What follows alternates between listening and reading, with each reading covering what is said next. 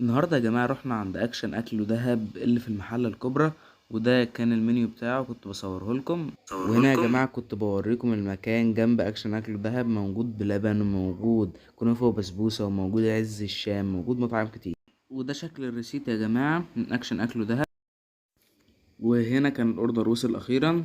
ده شكل الأوردر: سندوتش بطاطس بالستريبس، كان بصراحة حجمه كبير جدا، وكريب ما شاء الله مخدوم جدا، كريب ستريبس كان عالمي قوي ومليان على اخره. زي ما انتم شايفين فيه جبنه موتزاريلا على الوش بالشكل ده.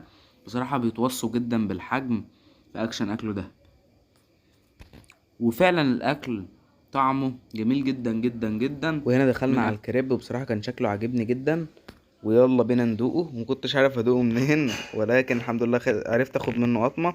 بصراحه كان طعمه جميل قوي.